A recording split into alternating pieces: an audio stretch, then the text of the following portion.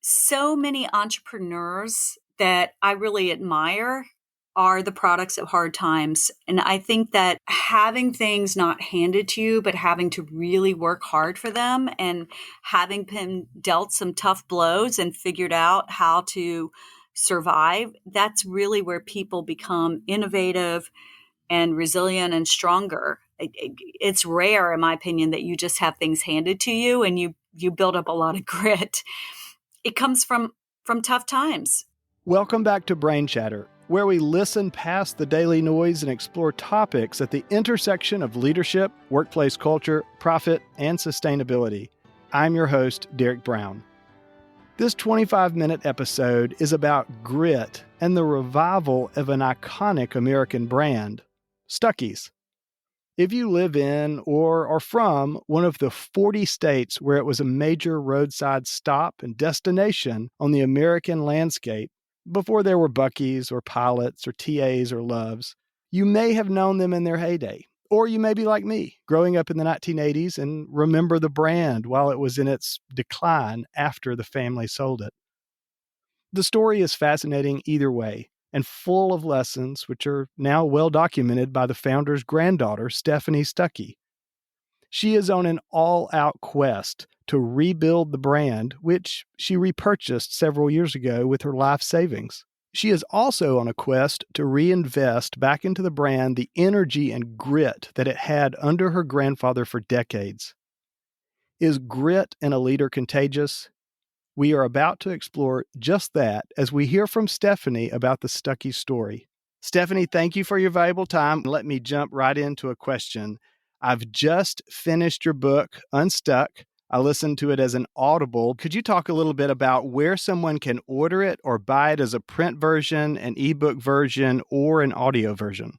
Well, first of all, Derek, just thank you for having me on your show. And it was a delight to have been at the Birmingham Rotary last year, which is where we became introduced. I am a Rotarian, so I love interacting with other Rotarians and sharing our story and hearing your stories as well. It's been a delight talking about the book around the country and letting folks know about what we've gone through. And if folks have not read the book yet, I encourage you to go online anywhere books are sold. We're on the Barnes & Noble site, Amazon, Bookshop, which caters to independent booksellers, Walmart.com. And you can also find us in bookstores. Books A Million is picking us up in the Southeast area, and they're also selling our pecan log rolls. So definitely check out Books A Million because you get a twofer there with our log rolls as well. The book is distributed through Penguin. The publisher is called Ben Bella, but they distribute through Penguin. So if there's a local bookseller that does not carry it, you can ask them to order it or ask them to carry it, and they can pretty easily get it that way. And then it's on Audible. So if you're like me, you take a lot of road trips, you drive for work, you can listen to a book. I read, air quotes, so many books that way. So we're on Audible, Spotify. You can get the book that way as well. Fantastic. Thank you.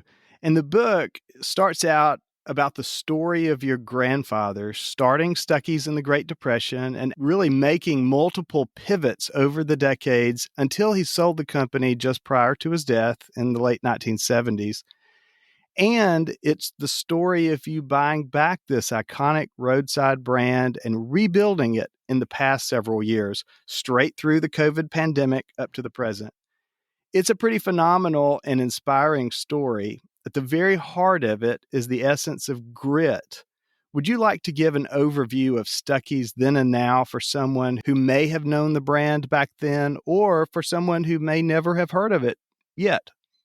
I'd be happy to. So Stuckeys was known for generations of road trippers, especially as a roadside oasis where you could pull over and you could find a quick hot meal. You could fill your car up with gas. You could fill your stomachs up with snacks. We've always sold pecan snacks and candies that my grandfather made with my grandmother's recipes. We had clean restrooms, and a lot of people remember us for the fun, kitschy souvenirs we sold. Anything from rubber alligators and snow globes to ashtrays shaped like states, and all just sort of that fun, classic American souvenirs that people just associate with being on vacation and travel.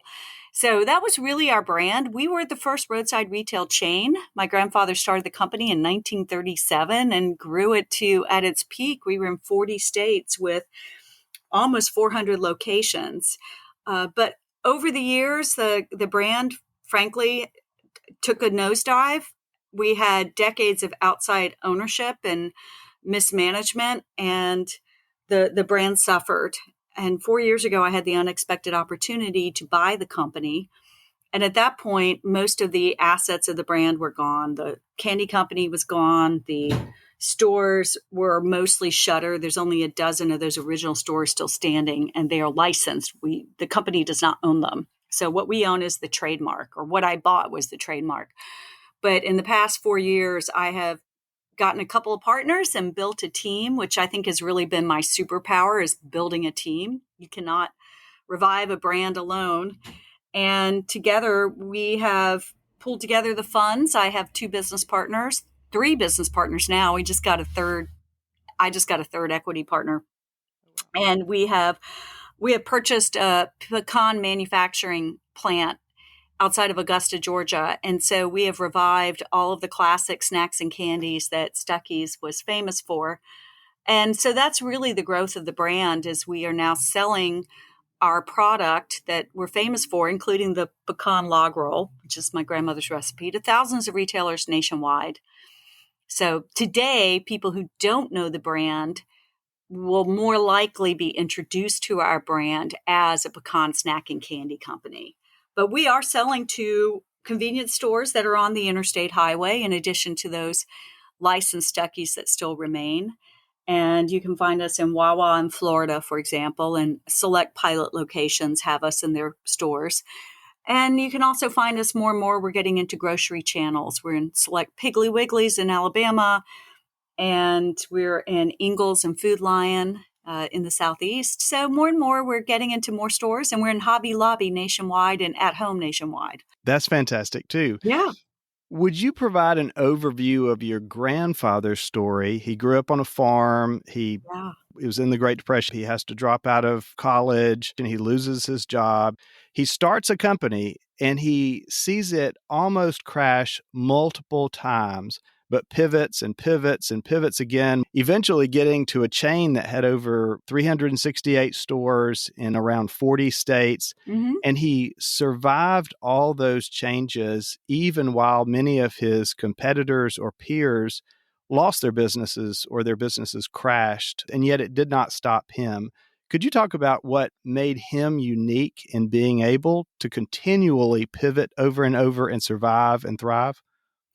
I think the key to survival in the long term, and this is true both professionally and also personally, is that you have to accept when the situation has changed and you have to adapt. Because if you don't, you're not going to survive, or you may survive, but not in the same way you were before, right? If you really want to grow and grow stronger, you've got to embrace the fact that change is happening and move forward in a new direction. So that's what my grandfather did. And the book gives 2 prime examples. One is during World War II. He had several stores at that point, and during the war, everything was rationed, from gas to sugar to most of the ingredients for his pecan snacks and candies. So people weren't driving to his stores, and even if they could drive, there was no gas for them to fill up with, and he had no product to sell them because the essential ingredients for his pecan snacks and candies were all rationed and in short supply. So what he did to survive was he shuttered all but the original store. And then he got a contract with the Department of Defense and sold candy to the troops. So he pivoted. He realized that the situation had changed drastically, and the only way he could survive would be to figure out, well, how can I continue to be in business during wartime? And the fascinating thing is that candy companies across the country did that. And in the ration kits on the front lines of the European front, you would have found M&Ms and Hershey and Wrigley's spearmint gum. So the candy makers of America were also part of the wartime effort, and we were providing quick energy in the form of sugar and snacks to the troops. So he did that during the war, saved up his money. And then when the war ended and the servicemen and women were coming home, they remembered our brand and they started having families. And back then, everyone took road trips. Nobody vacationed by plane. They would get in a car. And so he started opening those stores again and rebuilding. So that was one pivot. And the other pivot was a decade after that, 1956, the interstate highway system came along.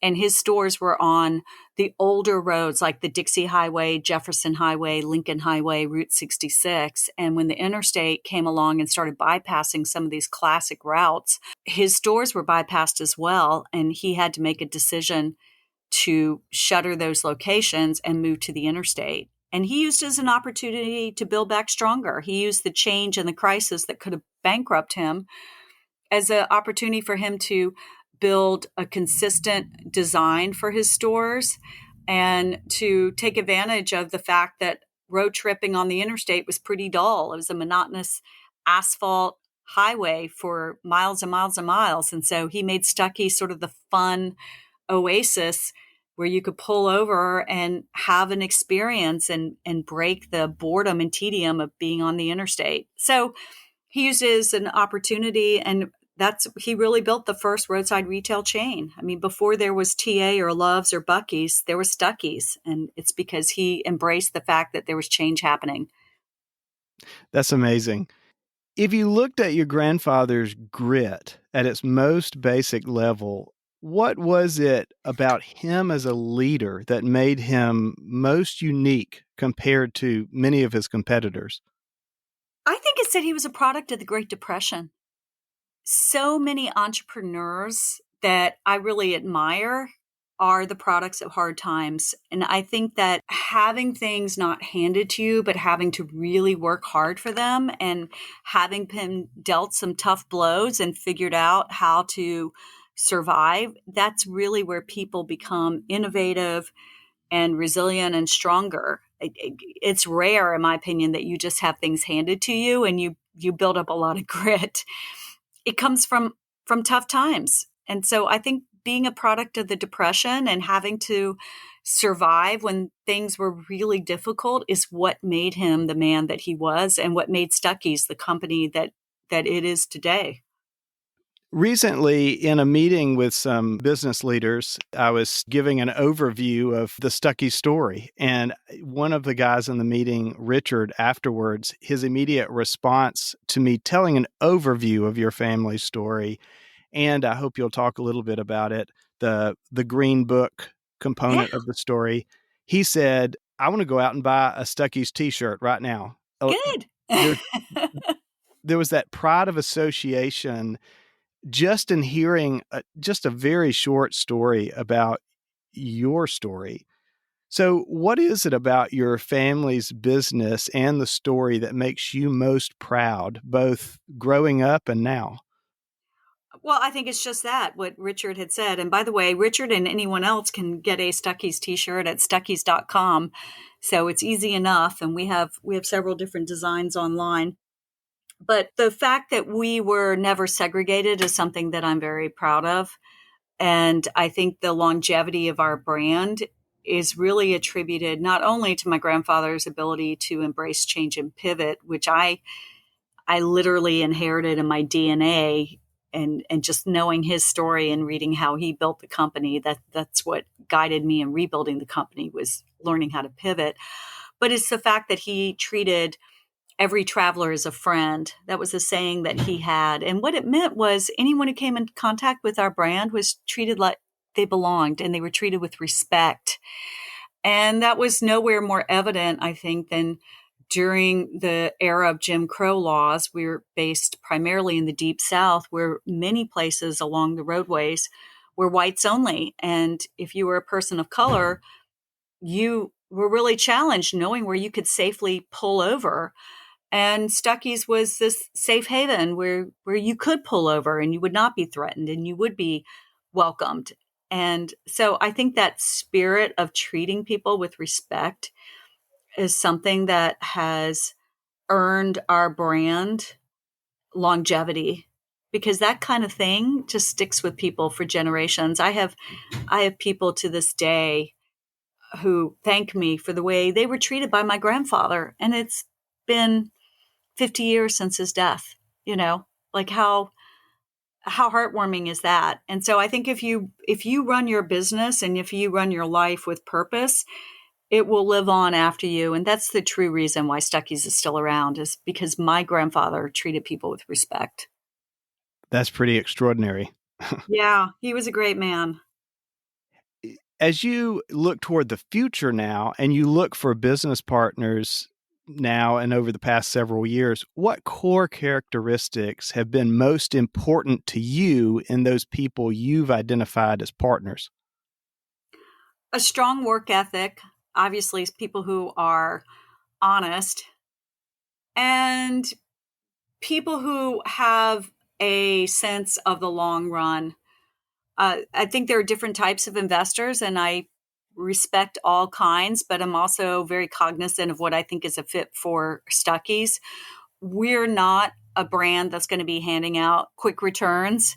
We're reinvesting in the company. We're growing this company. We're looking for building and rebuilding a brand, which doesn't happen overnight. This brand didn't decline overnight, and it's not going to be rebuilt overnight. I joke that we're an 87-year-old startup, but we are very much in startup mode, which means we're looking to invest long term into growing the brand. So that to me is the biggest thing I look for, is if somebody is really willing to hunker down and be in it for the long haul, and not looking for a quick return. And if you're looking for a quick return on your investment, that's great. It's just we're not your cup of tea. Makes sense. Thinking of the new version of Stuckeys as almost a sort of risen phoenix in terms of Greek mythology, that legend about an ancient bird capable of being reborn from its own ashes. What is it from the heyday of Stuckeys that you've been focused on rebuilding, and what makes it particularly special and unique in its new form? Well, we're rebuilding the company the way it began, which is as a pecan company. My grandfather started in 1937 as a roadside pecan stand that in a couple of months evolved into selling pecan snacks and candies, and then in a couple of years evolved into standalone storefronts. But it has always been at its core a pecan company. And even at its peak, it would say Stuckey's Pecan Shop on the sides of the stores, and the signage would say Stuckey's Pecan Shop. So he was very proud of that. And I asked my dad when I was rebuilding the company and focusing on the company as a CPG brand, consumer packaged good brand. I asked him if my grandfather, his father, would be proud of that. And he said, absolutely. He always considered himself a pecan man.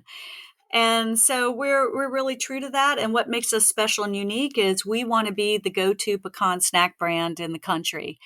So when you look on the snack aisles of your local convenience store, your grocery store, or your resort shop, your gift shop, wherever you buy nuts or snacks, you'll see Planters peanuts, Blue Diamond, and Emerald for almonds and cashews.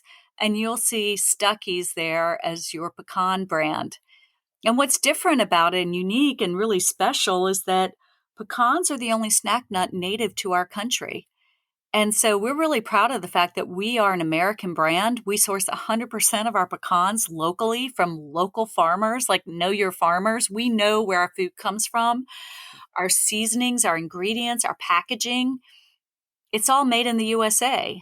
And I think there's something really special about that. And I absolutely embrace the fact that we've got a global economy, but there's also a lot of pride in knowing that I'm supporting people that I know in my own backyard. And I really like that. And so I think that's something that's important to this country as we want to grow our economy, is that we start making stuff here again. So we're made in the USA. We're very proud of that. And hopefully if you see our snacks at your local Mapco or Easy Mart or wherever you buy your snacks and candies, if you see Stuckeys, that you'll pick up a bag and remember this conversation and know that every bag was made domestically with a lot of pride. I love all of that. Thank And you. in your book, I really feel like you do a fantastic job of telling the good, the bad, the ugly, the beautiful, the whole story. What is it that you most hope that readers or listeners will most take away from the book, UnStuck, as they listen to it? By the way, we'll link to it in the show notes so they can get to it easily. Thank you. I think the way I end the book, which is talking about how we all have the power to write our own story and that we are in the driver's seat, to use a road tripper analogy. I talked about how when I bought the company the first week, I Googled Stuckeys to see what the top hit was. And it was whatever happened to Stuckeys, right? And I thought, if I invest in this brand and I invest in reviving my grandfather's company, I can change that Google search hit to something different. I can change it to Stucky's making a comeback, right? And so we're not 100% there yet, but if you Google Stucky's, up pops a bunch of stories about how we are making a comeback. So I just want to impart on people that you do have the power to write your own story and you can change the narrative. And just like Stucky's doesn't have to be a bunch of faded stores that you point to and say that used to be a Stucky's when you drive by one on the interstate, we can say with pride, oh my gosh, Stucky's, they made a comeback. How awesome is that? We all have that within us to make a comeback. And I hope that for everyone listening, that they read the book or listen to the book and make something positive out of it with their own lives. 2 last quick questions, if I may. 1, do you think the grit of your grandfather and the grit of you are contagious? I sure hope so. I know I get it from other people too. And so I try to surround myself with people who are positive and lift me up. And I know it's contagious for me to be around RG Lamar, my business partner, and Arlene Paquette, our sales director, and Marcos Thomas, who does marketing for us. And all of them are constantly lifting my spirits. And so I do think that grit and that high energy level are contagious. And my second question, my last question is, what else should I have asked you that you wished that I had asked you, or is there anything else you would like to add? No, I think you really summed it up. I guess the only other thing is how to find me on social media, because I invite people to please reach out to me. I personally check messages on all the social media channels, so I'm pretty easy to contact.